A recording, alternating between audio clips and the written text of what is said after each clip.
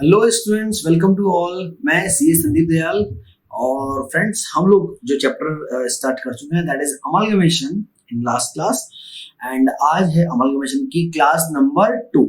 तो बच्चों, कल यानी कि पिछली क्लास में मैंने आपको पढ़ाया था इसका थ्योरेटिकल एस्पेक्ट, जिसमें हमने देखा था अलग अलग आपके जो नेट पेमेंट मेथड था, नेट एसेट्स मेथड था, पीसी का हमने मीनिंग समझा, बुक्स ऑफ सेलिंग कंपनी समझा और थोड़ा बहुत बुक्स ऑफ परचेजिंग कंपनी भी हम लोगों ने समझ लिया। ठीक है, अब आज हम लोग बढ़ते हैं आगे कि भाई थ्योरेटिकल एस्पेक्ट में सर और कौन कौन सी चीजें इसकी बाकी बचती हैं। ठीक है, चलिए। तो आज का हमारा जो फर्स्ट टॉपिक है वो है आपका इंटर कंपनी ट्रांजैक्शन। जी हाँ, ये हमारा फर्स्ट टॉपिक आज का, that is inter company transaction. देखिए, इंटर कंपनी ट्रांजैक्शन क्या होता है ये मैं आपको बताता हूँ। इंटर कंपनी ट्रांजैक्शन का मतलब ये होता है कि जो दोनों कंपनी आपके पास है, कौन कौन सी सर? एक तो है परचेजिंग और एक है आपकी सेलिंग। तो ठीक है, परचेजिंग सेलिंग तो तब बनी जब आपने अमलगमेशन का प्रोसेस स्टार्ट किया, लेकिन उसके पहले भी तो हो सकता है ना ये एक दूसरे को गुड्स ट्रांसफर करते हो। तो अगर एक दूसरे को गुड्स ट्रांसफर करते तो एक दूसरे के डेटर क्रेडिटर हो सकते हैं, एक दूसरे के लिए बिल्स ऑफ एक्सचेंज का डीलिंग में हो सकता है ना, बीआर और बीपी का। या फिर हो सकता है पहले से ही इन्होंने एक दूसरे को लोन दे रखे हो, है ना, loan given by one and to other. एक और आपके पास इसके अंदर जो एडजस्टमेंट हो सकता है वो ये हमारे पास कि आपके पास जो गुड्स रखा हुआ है जो आपने दूसरी कंपनी से खरीदा ना, ये ध्यान रखिए, मैं बिल्कुल नहीं बोल रहा हूँ कि परचेजर कौन है और सेलर कौन है। मैं तो ये बोल ही नहीं रहा हूँ, मैं तो बस ये बोल रहा हूँ कि भाई जिस कंपनी के पास गुड्स रखा हुआ है जो उसने सामने वाली कंपनी से खरीदा था, तो उसमें क्या होगा, कुछ स्टॉक रिजर्व का पार्ट भी होगा। आपने बीकॉम फर्स्ट ईयर में डिपार्टमेंट पढ़ा होगा, तो वहां पे आपका स्टॉक रिजर्व होता है। तो स्टॉक रिजर्व में क्या करा आपने, स्टॉक रिजर्व के अंदर जो आपका अनरियलाइज प्रॉफिट होता है ना, क्योंकि जो आपस में आपने एक दूसरे से कमा लिया तो वो प्रॉफिट आपको अल्टीमेटली कैंसिल करना पड़ेगा।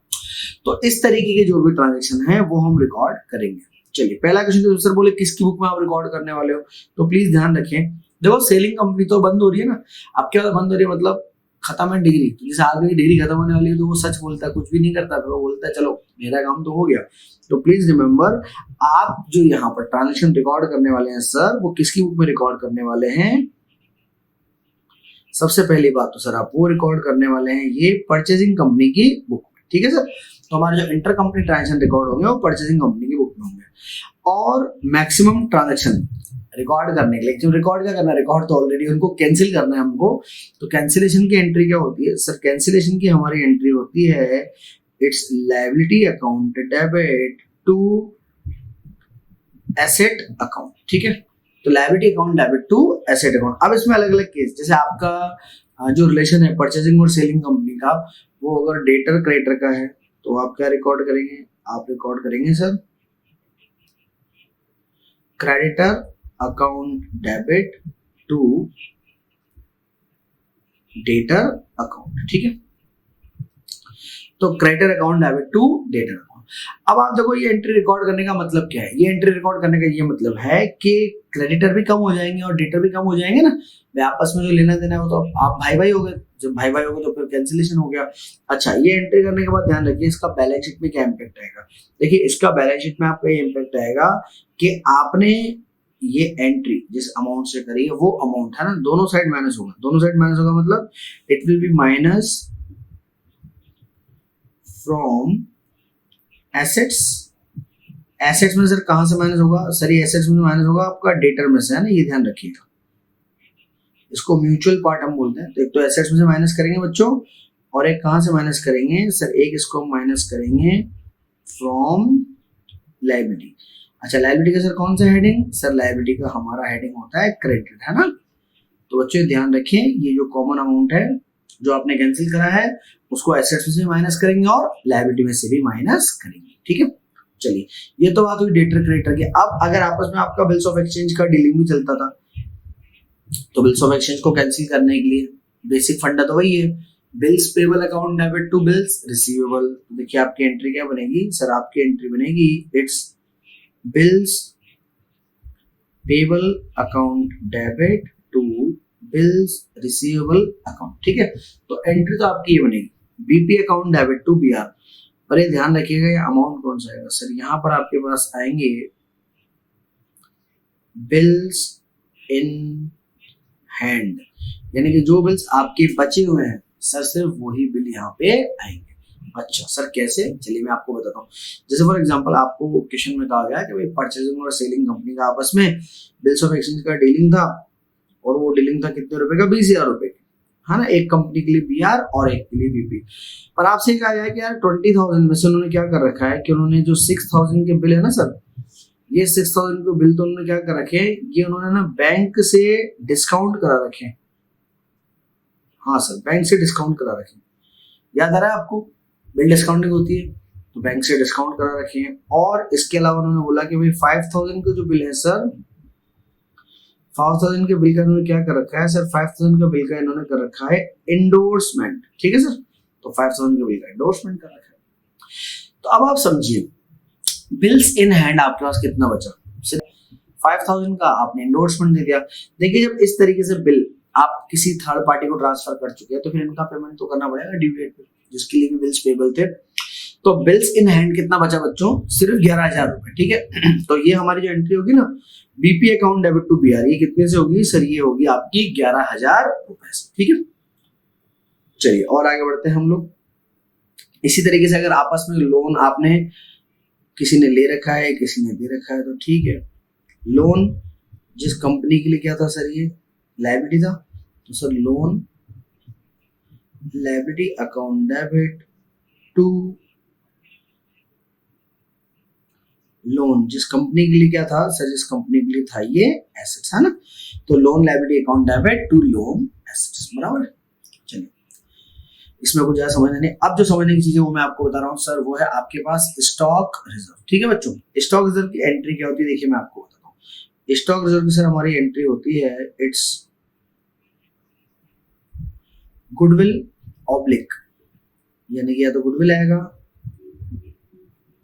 या फिर क्या आएगा सर, या फिर आएगा आपके पास कैपिटल रिजर्व, ठीक है, कैपिटल रिजर्व आएगा इस जगह पे। तो capital reserve account debit to stock reserve, ठीक है। अच्छा सर ये दो नाम क्यों लिख के बैठे हो आप, बेटा दो नाम में क्यों लिख के बैठा हूं इसका रीजन मैं आपको बताऊं। देखिए क्या होता है, आपको मैंने सेकंड नंबर की एंट्री बताई थी, आपको याद हो तो, परचेजिंग कंपनी की बुक्स में, याद नहीं आ रहा तो पिछला वीडियो आप देख लो, याद आ जाएगा। उसमें सर हमने एंट्री करी थी assets account debit to liabilities और टू बिजनेस परचेज, ठीक है। और मैंने आपसे कहा था कि वहां बैलेंसिंग फिगर में या तो आएगा गुडविल या फिर आएगा कैपिटल रिजर्व, वो आपकी थी एंट्री नंबर सेकंड, है ना। तो अब ये जो एंट्री है इसका कनेक्शन सीधा उस एंट्री नंबर सेकंड से होता है।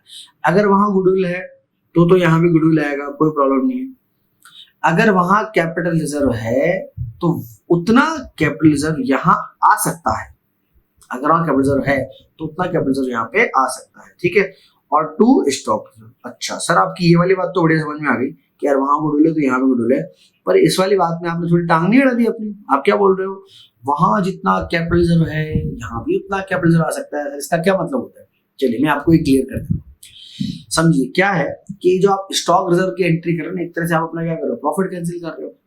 तो प्रॉफिट कैंसिल कर रहे हो तो प्रॉफिट कैंसिल करने के लिए आप किसको यूज कर रहे हो, कैपिटल रिजर्व को यूज कर रहे हो। अब आप एग्जांपल समझिएगा, मान लेता हूं मैं सॉरी बच्चों, कि सेकंड एंट्री में आपका कैपिटल रिजर्व रखा हुआ है, वहां पे कितना रखा हुआ है, 40,000 रखा हुआ है, ठीक है। सेकंड एंट्री है ना, assets account debit to liability और टू बिजनेस परचेज, उस वाली एंट्री में कैपिटल रिजर्व 40,000 है। और ये वाली जो आपकी एंट्री है, ये एंट्री होनी है फॉर एग्जांपल 30,000 से, ठीक है। तो कोई दिक्कत ही नहीं है, फिर तो ये एंट्री आप 30,000 से कर ही दोगे। तो एंट्री क्या होगी, capital reserve account debit to stock reserve, ठीक है सर। तो अगर वहां सेकंड एंट्री में 40,000 है और यहाँ आपको 30,000 यूज करना है, ध्यान रखें आप यहाँ कैपिटल रिजर्व को यूज कर रहे हैं बेटा, डेबिट करने का मतलब है आप कैपिटल रिजर्व को यूज कर रहे हैं, तो उतना ही यूज करोगे ना जितना आपके पास सेकंड एंट्री में था। तो वहां 40,000 था पर यहाँ मेरे को 30,000 की जरूरत थी, तो ये एंट्री 30 से हो जाए। लेकिन अगर आप समझिए सर कि ये जो एंट्री है कौन सी, ये वाली, यहाँ आ जाए कैपिटल रिजर्व या स्टॉक रिजर्व की बात करूंगा मैं, स्टॉक रिजर्व इस एंट्री में मेरे को अमाउंट चाहिए फॉर एग्जांपल 55,000। अब यार 55 कैसे आएगा, वहां सेकंड एंट्री में तो कितने पैसे रह गए, 40,000 ही रखिए ना। तो बेटा जब आपके पास प्रॉफिट 40,000 ही है तो आप 40,000 तो यूज करोगे, तो आप क्या करोगे, कैपिटल रिजर्व अकाउंट डेबिट 40,000। लेकिन जैसा कि मैंने आपको बोला टोटल तो 55,000 सी, अब 15,000 रुपए कम पड़ रहा है, तो ये 15,000 रुपए के लिए अब आप क्या कर सकते हो सर, आप इसमें कर सकते हो गुडविल। ठीक है, goodwill account debit with amount rupees 15,000। ठीक है, और to stock reserve total amount will be 55,000 rupees. ठीक है, तो ध्यान रखिए, मैं कॉन्सेप्ट दोबारा बताता हूँ फटाफट। अगर सेकंड एंट्री में गुडविल थी तो यहाँ भी गुडविल आएगा, नो डाउट, फिर तो आपको गुडविल करना ही है। ठीक है, लेकिन अगर सेकंड एंट्री में कैपिटल रिजर्व आ रहा है तो यहाँ कैपिटल रिजर्व मैक्सिमम उतना ही आ पाएगा जितना फर्स्ट एंट्री में अवेलेबल था, उससे कम आ सकता है और उससे ज्यादा नहीं आ सकता। अगर हमारा लॉस सर उससे ज्यादा बैठ रहा है तो हम गुडविल अकाउंट ले लेंगे। ठीक है, जैसे कि हमने यहाँ किया, हमने एग्जाम्पल बनाया कि भाई 40,000 का कैपिटल रिजर्व है और अगर हमको 30,000 का स्टॉक रिजर्व कैंसिल करना है तो capital reserve to stock reserve 30,000, लेकिन 40,000 का कैपिटल रिजर्व है, स्टॉक रिजर्व 55,000, 55 का मेरे को एलिमिनेट करना है, तो मैं क्या करूंगा, कैपिटल रिजर्व तो लूंगा मैं 40,000 का, क्योंकि मेरे पास सेकंड एंट्री में 40,000 है और क्योंकि मेरे पास 55 चाहिए तो 15,000 कम पड़ रहे हैं, ये 15,000 हमने गुडविल से ली थी। ठीक है, ये तो बात हुई एंट्री की। अब इसका इम्पैक्ट क्या पड़ेगा, ध्यान रखिएगा। अगर आपने एंट्री में गुडविल लिया है तो ये अमाउंट प्लस हो जाएगा, किसमें प्लस हो जाएगा, ये बैलेंस शीट में गुडविल में प्लस हो जाएगा, ध्यान रखिएगा। और अगर आपने एंट्री में अमाउंट कौन सा लिया है, कैपिटल रिजर्व, तो ये माइनस हो जाएगा। कहां से माइनस हो जाएगा, कैपिटल रिजर्व से। ये तो गुडविल के साथ ऐड हो जाएगा, कौन सा ऐड में, एसेट्स में, और ये माइनस हो जाएगा कैपिटल रिजर्व। कहां माइनस हो जाएगा सर, ये माइनस हो जाएगा आपका लायबिलिटीज साइड के अंदर। ठीक है बच्चों, तो ये तो बात होगी। अब जो आपने वो स्टॉक रिजर्व क्रेडिट किया ना, उसका क्या करना पड़ेगा, आपको माइनस करना पड़ेगा, माइनस करना पड़ेगा स्टॉक रिजर्व। कहां से सर, ये आपको माइनस करना पड़ेगा फ्रॉम टोटल स्टॉक। इसको आप कहां से माइनस करोगे सर, इसको आप माइनस करोगे स्टॉक के अंदर से। ठीक है, तो स्टॉक रिजर्व को हम कहां से माइनस करेंगे, स्टॉक रिजर्व को हम लोग स्टॉक में से माइनस करेंगे। ठीक है बच्चों, ये हुआ इसका आपका कंप्लीट प्रेजेंटेशन मैटर। अब ये तो मैंने आपके साथ बात करी बच्चों इंटर कंपनी ट्रांजैक्शन। ठीक है, तो बच्चों इंटर कंपनी ट्रांजैक्शन तो हुआ हमारा खत्म। अब हम चलते हैं सर अगले कॉन्सेप्ट के साथ। अगला कॉन्सेप्ट देखिए आपका क्या है बच्चों, अगला कॉन्सेप्ट जो आपके पास है वो है रियलाइजेशन एक्सपेंसेस को लेके, कि भाई रियलाइजेशन एक्सपेंसेस जो होते हैं सर इसकी क्या एंट्री करनी चाहिए। ठीक है, तो रियलाइजेशन एक्सपेंस की देखिए क्या एंट्री होगी। सबसे पहले मैं बात करता हूं आपके in the books of selling company, है ना, सेलिंग कंपनी की बुक्स में क्या होगी, तो जो आपकी सेलिंग कंपनी है सर, सेलिंग कंपनी की बुक्स में क्या एंट्री होगी मैं बताता हूँ। देखिए जब सेलिंग कंपनी एक्सपेंसेस को पे करेगी तो वो एंट्री करेगी अपने पास रियलाइजेशन, पूरा लिखूं, realization account debit to bank account. ठीक है सर, ये तो आपने क्या करा, रियलाइजेशन एक्सपेंस पेड करा। अच्छा, ये एंट्री किसके बुक्स में कर रहे हैं सर हम, ये एंट्री कर रहे हैं सेलिंग कंपनी की बुक्स में, है ना। हमारा नया कॉन्सेप्ट आ गया है आपका रियलाइजेशन एक्सपेंस। तो सेलिंग कंपनी जब पे करेगी तो entry realization account debit to bank. ये तो आपने क्या करा सर, ये आपने एक्सपेंसेस का करा है पेमेंट। तो ये जो आपने एक्सपेंसेस पेड करे हैं ये तो ये हो गया। अब हम बढ़ते हैं आगे।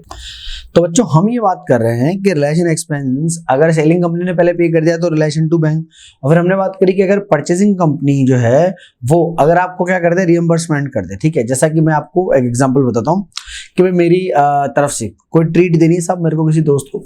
मेरे दोस्त ने कहा भैया देख मैं तो मूवी जाऊंगा।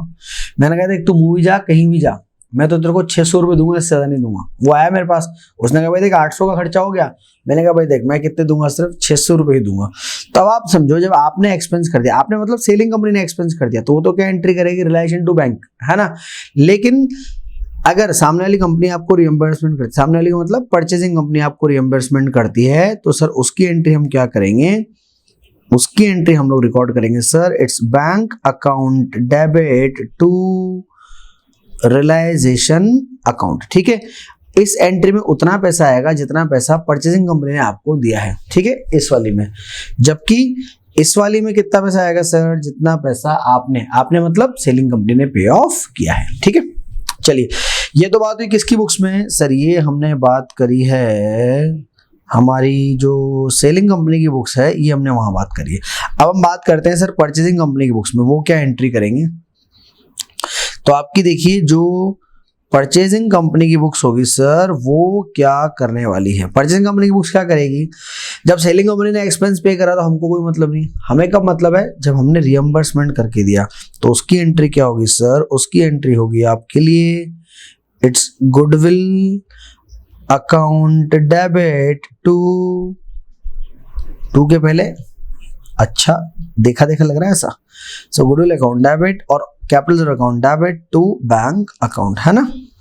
देखिए यहाँ पर भी दो अकाउंट लिखने का वही रीजन है जो मैं ऑलरेडी इसी क्लास में आपको स्टॉक रिजर्व के लिए बता चुका हूँ, ठीक है। तो या तो आएगा गुडविल या आएगा कैपिटल रिजर्व, और ये डिपेंड करता है सर किस पे, ये डिपेंड करता है आपका सर एंट्री नंबर 2 पे, ठीक है। चलिए ये हमारा हो गया किसका ट्रीटमेंट, ये हमारा ट्रीटमेंट हुआ रियलाइजेशन एक्सपेंसेस का। अभी मैं आगे आपसे बात करता हूं। देखिए नेक्स्ट, बहुत पुराना एक दर्द है सर बच्चे के मन में, पता है कौन सा सर, उस दर्द का नाम है ये बैलेंस शीट। जो बच्चा बोलता है सर मैच करने में बड़ी दिक्कत आती है ना, हमारे बच्चे तो नहीं बोलते, हमारे वालों को मिल जाती है। अब ये बैलेंस शीट कैसे मैच की जाती है ये आप समझिए, या बैलेंस शीट जब आप बनाए तो कुछ चीजों को आप ध्यान में रखिएगा, ठीक है। चलिए हम बैलेंस शीट के एक एक आइटम के बारे में डिस्कशन करेंगे। देखिए सबसे पहला आइटम शेयर कैपिटल, हाँ सर शेयर कैपिटल किसकी आएगी, लगाओ दिमाग। देखो बच्चों ध्यान रखिए, क्योंकि बैलेंस शीट तो आपकी दोनों जो कंपनीज है बेसिकली सेलिंग कंपनी को मर्ज करके आपको लेनी है ना बैलेंस शीट, तो शेयर कैपिटल जो आएगी वो ध्यान रखिए किसकी आएगी, एक तो परचेजिंग कंपनी की आएगी जो ऑलरेडी आपको गिवन होगी बैलेंस शीट के अंदर, है ना। तो परचेजिंग कंपनी की एक तो जो ऑलरेडी आपको कैपिटल गिवन है वो, plus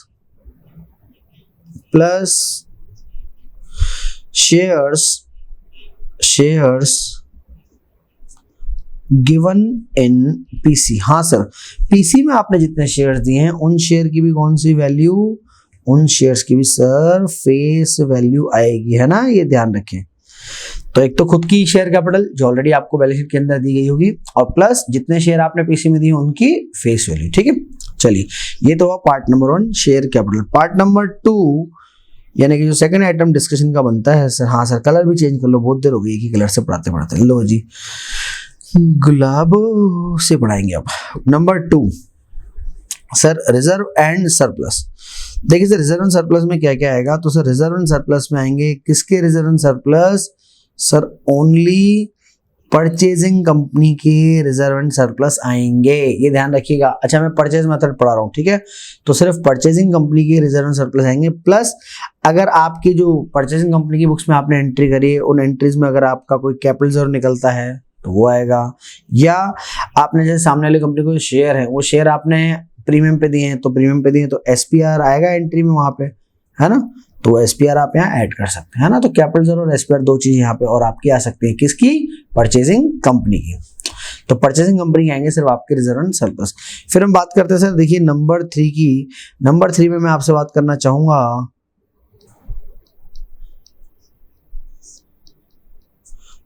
non current liability plus current liability, ठीक है सर। तो नॉन करंट लायबिलिटी और करंट लायबिलिटी दोनों को ऐड करेंगे, है ना। अभी किसके आएंगे सर, देखिए मैं बताता हूं, ये आपका परचेजिंग कंपनी का तो फिर आना ही आना है। परचेजिंग कंपनी का ध्यान रखिएगा किस पे आएगा सर, परचेजिंग कंपनी का तो आएगा बुक वैल्यू पे, ठीक है। और सर सेलिंग कंपनी का किस पे आएगा, तो सर सेलिंग कंपनी का जो है ये आएगा मेरे पास, अगर किसी एसेट्स का रीवैल्यूड प्राइस आपको दिया गया है तो रीवैल्यूड प्राइस पे आएगा, रीवैल्यूड प्राइस नहीं दिया गया है तो फिर बुक वैल्यू पे आएगा, ठीक है। तो ध्यान रखें परचेजिंग कंपनी के तो ये दोनों लायबिलिटी कौन सी सर, नॉन करंट लायबिलिटी और करंट लायबिलिटी, ये तो बुक वैल्यू पे आना है, इसमें तो कोई चेंज होने ही नहीं। लेकिन सेलिंग कंपनी के केस में आपको चेक करना पड़ेगा कि अगर किसी लायबिलिटी का रीवैल्यूड प्राइस है तो पहले वो रीवैल्यूड प्राइस लेंगे, अगर नहीं दिया हुआ है तो फिर बुक वैल्यू लेंगे, ठीक है बच्चों। अब देखिए ये तो मैंने सारे आइटम डिस्कस कर लिए, कौन से साइड के, लायबिलिटी साइड के। अब मैं आपके साथ डिस्कस कर रहा हूं एसेट साइड के कुछ आइटम, ठीक है। चलिए एसेट्स में कौन कौन से एसेट्स होते हैं सर, एसेट्स में एक तो होते हैं नॉन करंट एसेट्स, हाँ सर, एक होते हैं करंट एसेट्स, हाँ सर बिल्कुल होते हैं। तो एक तो होते हैं नॉन करंट एसेट्स और एक होते हैं सर आपके करंट एसेट्स। ध्यान रखिए ये दोनों कंपनीज के आएंगे पर वही पुराना प्रिंसिपल कौन सा कि सर परचेजिंग कंपनी के तो आएंगे किस पे सर, बुक वैल्यू पे, ठीक है सर। और सेलिंग कंपनी के किस पे आएंगे सर, सेलिंग कंपनी का अगर आपने रीवैल्यूएशन किया था तो रीवैल्यूएशन प्राइस पे आएंगे, और रीवैल्यूएशन प्राइस अगर किसी का नहीं किया था तो फिर ये किस पे आएंगे, तो फिर ये बुक वैल्यू पे आएंगे, ठीक है सर। देखिए अभी एसेट्स भी हो गए। अब एक एसेट्स आपका सर और बचता है, ठीक। तो नॉन करंट एसेट्स और करंट एसेट्स परचेजिंग कंपनी की बुक वैल्यू पे और सेलिंग कंपनी का हमने देख लिया। अगर एसेट्स का आपने रीवैल्यूड प्राइस किया तो रिवैल्यूएशन पे, अदरवाइज बुक वैल्यू पे। चलिए बढ़ते हैं आगे सर। एक और आपका पसंदीदा एसेट्स, हाँ सर कौन सा, देखिए ये वाला, इसको हम लोग क्या बोलते हैं सर, जिसको हम लोग बोलते हैं fictitious assets. Sir fictitious assets किसका आएगा, ये सिर्फ सर परचेजिंग कंपनी का आएगा। अच्छा, और वो भी किस पे आएगा सर, बुक वैल्यू पे आएगा, है ना। तो फिक्टिशियस किसका आता है, सिर्फ परचेजिंग कंपनी का आता है, वो भी किस पे, बुक वैल्यू पे आता है, ठीक है सर। चलिए तो ये भी हमारा कार्यक्रम हो गया। अब ये हमने बैलेंस शीट से रिलेटेड जो भी बच्चों हमारे देखिए रूल्स वगैरह थे, वो सारे रूल्स हमने क्या कर लिए सर, सारे रूल हमने कर लिए डिस्कस। चलिए फाइन, तो ये हम लोग यहाँ तक आज पहुंच चुके हैं।